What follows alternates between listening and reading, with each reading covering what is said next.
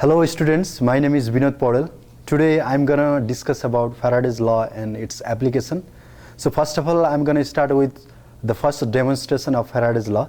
So let's talk a little bit about the Faraday's law. So the Faraday's law tells that if the flux link with some coil changes, then induced EMF will be produced on that coil. So if the coil is conducting, then current will be there. If it is not conducting, there will be no current. So the direction of induced EMF and direction of current is always given by Lenz's law. So Lenz's law tells that, so it always opposes the cause of producing the induced EMF. That means if the flux is increasing, then the induced magnetic field will try to decrease the original magnetic field. If the flux is decreasing, it tries to support the original magnetic field. That means the induced magnetic field will be on the same direction of the original magnetic field. So let's do some demonstration about Faraday's law and Lenz's law. So you guys can see here, so this is the coil, copper coil, and this is the battery. We are connecting the positive terminal of the battery here. So if we connect the positive terminal of the battery, the current will go this direction. You guys can see the wire is going down and the current is going this direction. So if you use right hand, then your call finger will give the direction of current and your thumb will give the direction of magnetic field. That means this side will have the north pole and this side will have the south pole. So this is the original magnetic field. So now if we put the coil, let's use this loop here. So whenever there is no connection here, there is no flux. Right after we connect here, there will be flux on this coil. So this coil is the conducting and it will have the current and induced EMF also. So let's try to find the direction of current on this loop.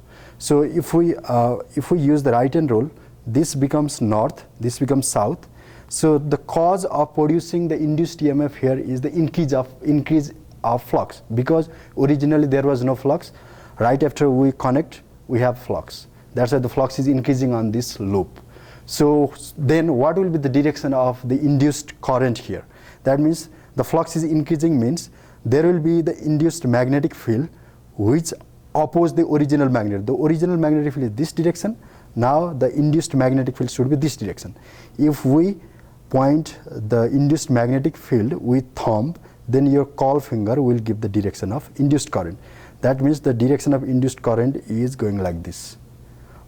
And now if we disconnect here, there will be a decrease in flux, because originally there was flux. Right after we disconnect, there is no flux. That is, flux is decreasing. If the flux is decreasing, then the direction of current would be different. So original magnetic field was already this one. The flux is decreasing. That means the induced magnetic field will be on the same direction of original magnetic field. So that the induced magnetic field direction can be denoted by thumb, and your call finger will give the direction of current. So then the direction of current will be this direction. So this direction is usually given by the Lenz's law. So now there are some questions about the Faraday's law. Okay, so we are connecting here. Right after the connection, we have the induced EMF on this coil, but after some time there will be no EMF, and if I disconnect, there will be EMF also, because we need to have the change in flux. So as long as there is change in flux, there will be only induced EMF. Now, so this is the continuous loop. Here you can see here this, if there is flux change with this coil, then there will be current. Now if we are using some loop which is not continuous, then there will be still induced EMF.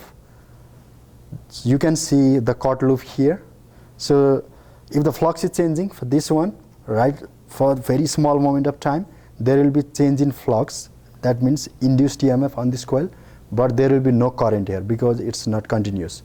So even we are not putting anything here, we are just connecting and then flux is changing, we are not putting anything, there is still induced EMF.